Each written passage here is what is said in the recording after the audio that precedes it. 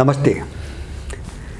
देशमा जो एउटा अन्डोल सनसनी अथवा चाहिँ ठुलो आन्दोलन मुठभेड प्रतिरोधको जो चर्चा परिचर्चा व्यापक भइरहेको छ, मैले यो सन्दर्भमा यो त हुने नै छ, मैले धेरै पहिलेदेखि भन्दै आएको छु। नेपालको अबको चरण अत्यन्तै सकसपूर्ण, सङ्कटपूर्ण र उथलपुथलपूर्ण हुनेछ, किन नेपाल एउटा अत्याचार, उत्पीडन, अतिक्रमण र चाहिँ तपाईको दण्डहीनता, अराजकताको एउटा चरणबाट गुज्र्यो।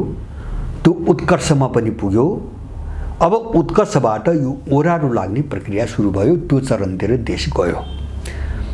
ओह्रालो भनेको यो भाडाको शक्ति, देश भाड्ने यो भाडाको शक्ति र यसलाई बोक्ने विदेशी शक्तिहरू, विश्वको ध्रुवीकरणमा पनि ओह्रालो लागे र त्यसको असर नेपालमा पनि सुरु भयो। यिनीहरू ओह्रालो लागे।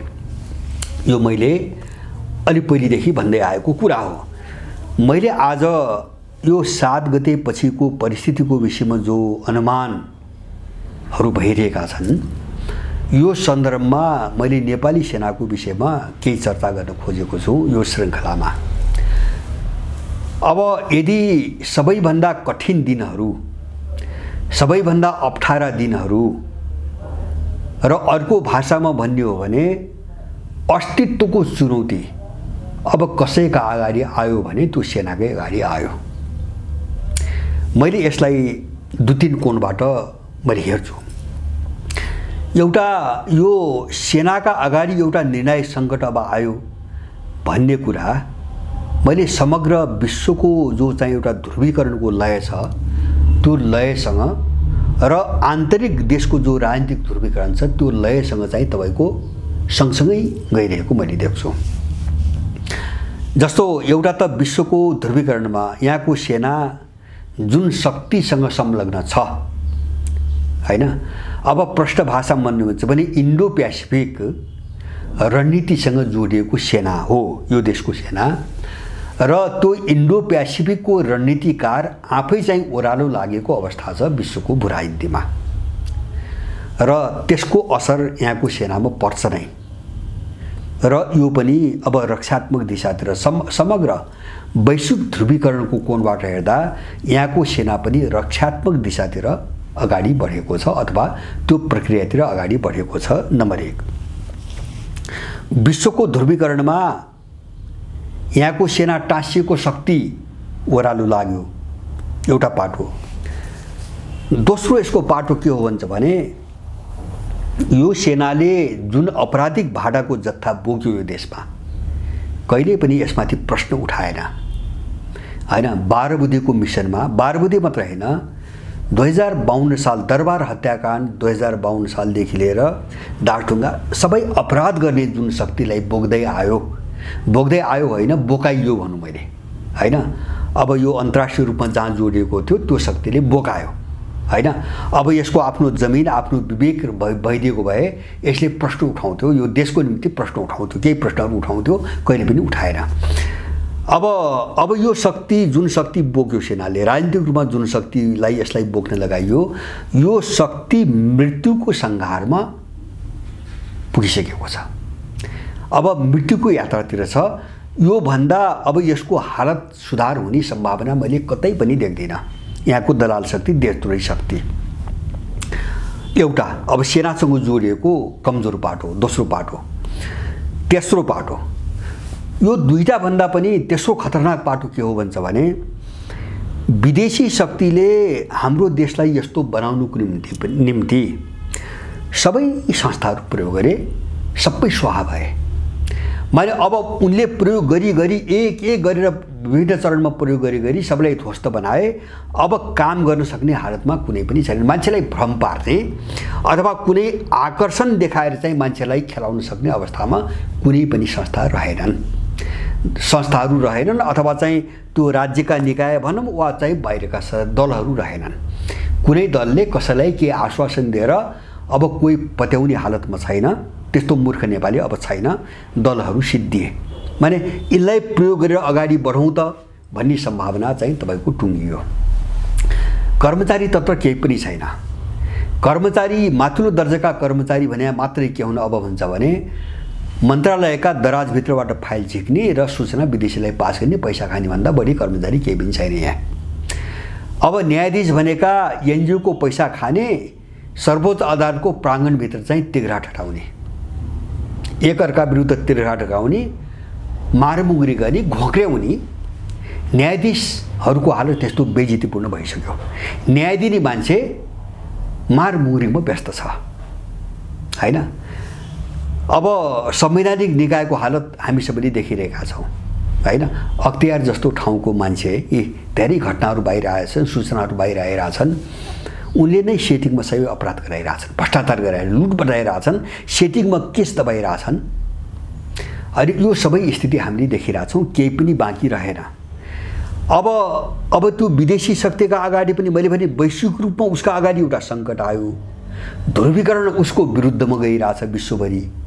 जस्तो युक्रेन द्वन्द्वले पनि उसको निम्ति परिस्थिति प्रतिकूल बनाइदियो।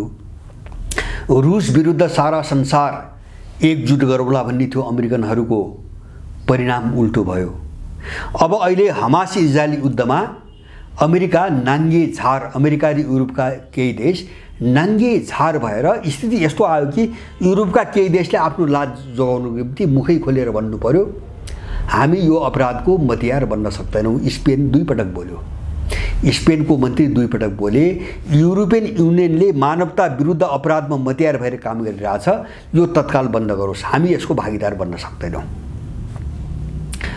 अब यसरी चाहिँ नाङ्गे झार भए यिनीहरू, यिनको चरित्र नाङ्गे झार भयो। अब यहाँ चाहिँ अर्को विडम्बना अगाडि के छ सेनाको अगाडि भन्छ भने, मैले भने एउटा त्यो साम्राज्यवादी शक्तिले नेपालको भुरानी एउटा मिसन बनाएर आछ, यहाँसम्म त ल्यायो। अब प्रयोग गर्न विश्वसनीय एउटा विश्वास, मान्छेको नेपालीहरूको विश्वास लिएर प्रयोग गर्न सक्ने संस्था बाँकी रहेन, बच्यो सेना। संस्थाका रूपमा अब एउटा शक्ति बच्यो सेना, उसले त प्रयोग त गर्छ हैन। उसले भाडाको रूपमा, भाडाको शक्तिको रूपमा प्रयोग गरेपछि त उसले प्रयोग त गर्छ खुवाएपछि। मैले यो शब्द किन प्रयोग गरिरहेको भन्छ भने उनीहरूको निम्ति भाडाको रूपमा काम गर्दै आएको भने मैले प्रयोग किन गरेको भन्छ भने, मैले अघि नै भने एउटा देशको निम्ति यिनीहरूले एक शब्द उच्चारण कहिले पनि गरेनन्। विदेशीले जसलाई अगाडि राख्दियो त्यसलाई काँधाले हिँड्या हो हैन। दोस्रो कुरा, देशमा विदेशीहरूको यत्रो, जस्तो इन्डियाले यत्रो जमिन यत्रो चाहिँ मन पनि गरिरहेछ, यिनले कहिले अब्जेक्सन गरेनन्, हामीले कहिले पनि सुनेनौँ हैन।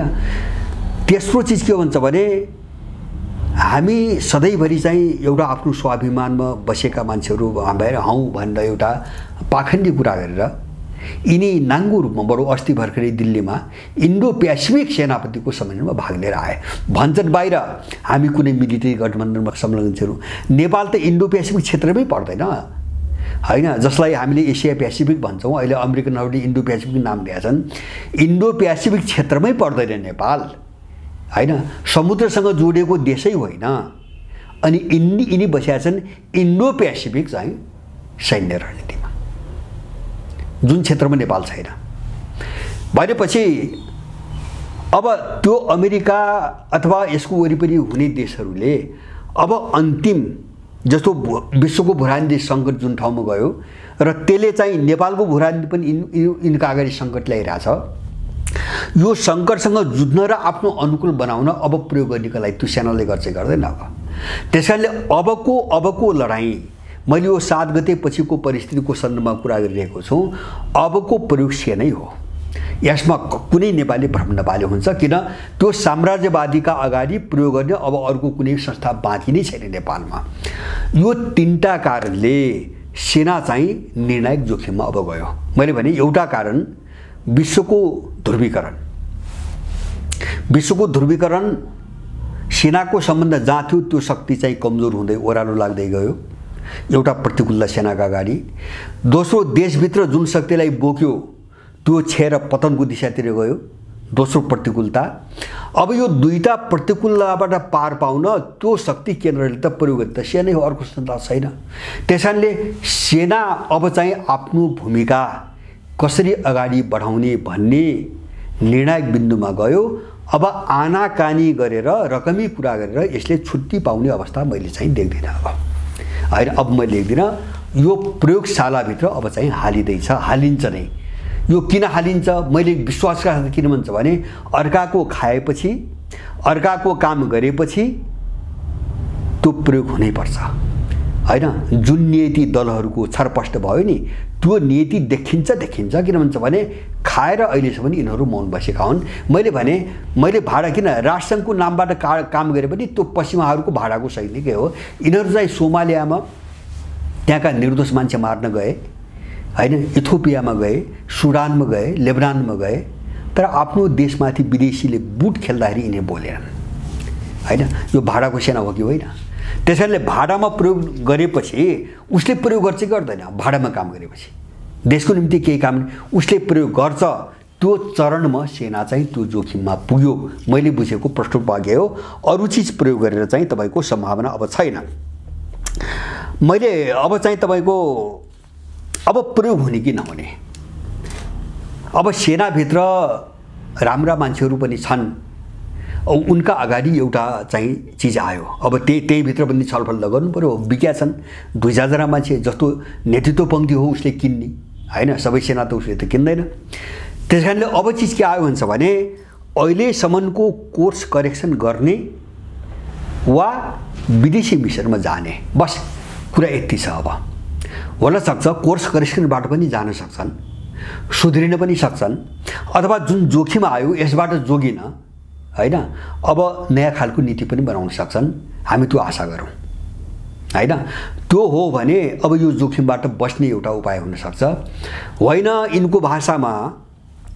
यिनको भाषामा विदेशीले कहाँ लाग्छ भन्छ भने नेपालको परिस्थिति जस्तो चाहिँ अब यो हुने ध्रुवीकरण जो सम्भावना देखिया छ यो चाहिँ यो नेपाल भाड्ने विदेशी शक्ति र त्यसले बोकेका यो दलका नामका चाहिँ अपराधिक गिरोहको विरुद्धमा अब परिस्थिति भड्कियो भने त विदेशीले त सेनै प्रयोग गर्न खोज्छ। अब सेनाको भूमिका के हुन्छ भने कोर्स नीति करेक्सन हिजोसम्म जसरी आए हैन। अब यसलाई के न अमेरिकाको पक्ष लिनु छ, न चीनको छ, न रुसको छ, न इन्डियाको छ। राष्ट्रिय हित र देश भनिकन आफ्नो ठाउँमा त बस्न सकिन्छ नि। एउटा त्यो बाटो भयो।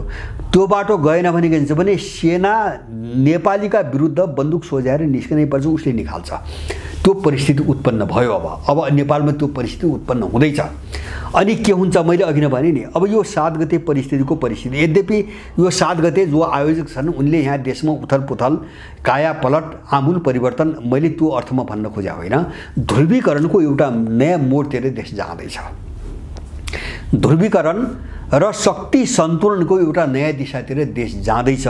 त्यो साह्रै ठुलो उपलब्धि हुनेछ, तिरे नयाँ दिशा प्राप्त गर्नेछ। बस मेरो निष्कर्ष यति हो अहिले।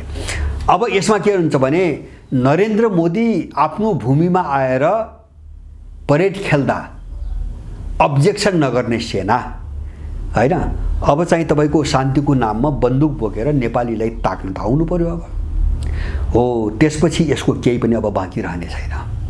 अब त्यो सकसमा फस्यो सेना हैन। अहिलेसम्म बुद्धि नपुर्याउँदा अथवा अर्को भाषामा भन्दा त्यसको नेतृत्वमा रहेका 2-4 जना विदेशीहरू विशेषले पालेका केही मान्छेहरू को चाहिँ प्रतिवाद गर्न नसक्दा सिङ्गो सेना एउटा ठुलो जोखिमको बिन्दुमा अब पुग्यो। नेपालको राजनीति त्यो मोडतिर गयो। अब नेपालको विकास प्रक्रिया राजनीति मात्रै भन्दिनँ मैले, आर्थिक, सामाजिक, सांस्कृतिक, सुरक्षा सबै कोणबाट त्यो जोखिमको दिशातिर अब गयो। यिनको निम्ति त्यो खतराको बाटोतिर गयो। त्यसकारणले सेनाभित्र एउटा बहस जरुरी भयो अब हैन। अब यदि समग्र परिस्थिति बुझ्ने हो, विश्वको समग्र भूराजनीति र नेपालकै अवस्था पनि तपाईको बुझ्ने हो भने एउटा बहसमा जानुपर्ने भयो। अब नेपालको यो चरण मैले भने नि सुगौली सामान्यतया तृतीय सुगौली सन्धिपछि सुरु भएको नव औपनिवेशिकता र त्यसलाई पनि 47 सालपछिको फड्को हैन एउटा चाहिँ राजनीतिक फड्को भन्छु मैले। किन भन्छ भने 47 सालपछिको समय भएको सनको नेपाल विरुद्ध इन्डो पश्चिमा शक्तिहरूको एक्सनको चरण हो, कारबाहीको चरण हो। दशौं दासढुङ्गा दरबार हत्यागन निजीकरणको नाममा सारा चाहिँ उद्योग धन्दाहरू अर्थतन्त्रको बिक्री हैन जनयुद्धको नाममा यत्रो नेपालीहरूको हत्या यो आक्रमणको चरण हो हैन। एक्सटर्नल पिरियड भन्छु मैले त्यसलाई, विदेशीहरूको र 12 बुद्धे समझदारी पछिको नेपाल विघटनको अर्को चरण हैन। 63 सालपछि त्यसको चाहिँ अभ्यास सुरु भयो। अब त्यसको उत्कर्ष थियो संविधान जारी गर्ने, त्यसपछि यिनीहरूको ह्रास सुरु भएको छ र यिनीहरूको विघटन सुरु भएको छ र के अरे चाहिँ संविधानसम्म आउँदा विदेशी शक्तिले नेपालमा जे जति गर्न सक्थ्यो त्यो गर्यो, तर अब समग्र विश्वको परिस्थिति उसको निम्ति प्रतिकूल बन्दै गयो, नेपालको परिस्थिति प्रतिकूल बन्दै गयो। त्यसपछि उनीहरूको ह्रासको क्लाइमेक्सबाट अब यिनीहरूको डाउनको पिरियड सुरु भएको छ। यिनीहरू ह्रासको दिशातिर अगाडि बढेका छन्। अब यिनी सबैलाई प्रयोग गर्दै गर्दै विदेशीले सुरुमा दल प्रयोग गर्यो, न्यायालय प्रयोग गर्यो, संवैधानिक सबै आयोगहरू प्रयोग गर्यो, कर्मचारी तन्त्र प्रयोग गर्यो, पुलिस प्रयोग, सबै सिद्धे। कुनै पनि संस्थाले अब कुनै आश्वासन दिएर झुट कुरा गरेर एकजना नेपालीलाई विश्वासमा लिन सक्ने अवस्था नेपालमा छैन। अब प्रयोग गर्नेका लागि त चाहे हिंसात्मक रूपमा प्रयोग होस्, चाहे चाहिँ देश रक्षाको निम्ति हामी छौँ भन्ने चाहिँ फसरा कुरा गरेर होस्, अब उसले प्रयोग गर्ने सेनालाई हो। अब सेना जान्छ कसरी? किन भन्छ भने मैले भने नि, अब यसको महत्त्व के हो मैले यो आज उठाउन खोजेको हुन्छ भने, जसरी नेपालको नव औपनिवेशिकता आफ्नो उत्कर्षमा हुँदै अब चाहिँ अन्त्यको चरणतिर गयो हैन। अब अस्तित्वको लडाईँ सुरु भयो, यथास्थिति र नयाँपन अस्तित्वको लडाईँ सुरु भयो। जसरी अन्तर्राष्ट्रिय शक्ति सन्तुलन हैन अथवा साम्राज्यवादको पक्षको शान्ति सन्तुलन एउटा उत्कर्षमा पुगेर विश्वका साथसाथै नेपालको भूराजनीति पनि अब ओह्रालो लाग्ने प्रक्रिया सुरु भयो। अब ठिक त्यही अवस्था सेनाका अगाडि छ। हेरौँ यिनीहरू के गर्छन्, मैले भन्न सक्दिनँ, अहिले भन्न सक्दिनँ। समग्र स्थिति विश्वको सारा चिज देखेर त्यसले ल्याउने नतिजा, नेपालको भूराजनीतिमा ल्याउने नतिजालाई आकलन गरेर एउटा राम्रो बाटोतिर जाने कोसिस पनि गर्न सक्छन्। उनीहरूले त्यही गरून् भन्ने चाहिँ मेरो आफ्नो व्यक्तिगत अनुरोध हो। होइन भने अबको राजनीतिक लडाईँ अथवा जो प्रक्रिया भन्छ, समग्र प्रक्रिया, विकासको प्रक्रियाले के भन्छ भने सेना विघटनको चरणतिर अब जान सुरु गर्यो। अब विघटनतिर गयो भन्छु मैले हैन। यो हिजो जे गर्यो नि यसले यही चीज जारी राख्ने हो भने सेना विघटनको बाटोतिर गयो। किन त्यो सेनालाई सुरक्षा गर्ने ग्यारेन्टी न विश्वको ध्रुवीकरणले गर्छ न नेपालभित्रको ध्रुवीकरणले गर्छ। जब दुवै प्रकारको प्रोसेस, विकासको डेभलपमेन्ट प्रोसेस उसको अनुकूल छैन, उसको जो पोजिसन छ अहिले त्यसको अनुकूल छैन भने यसको विघटन हुनुको कुनै विकल्प छैन र त्यसको ठाउँ नयाँ शक्तिले लिनुको विकल्प मैले देख्दिनँ। यो कुरा सेनाको विरुद्धमा अलिकति छलफल होस् भन्ने चाहिँ मेरो आग्रह छ।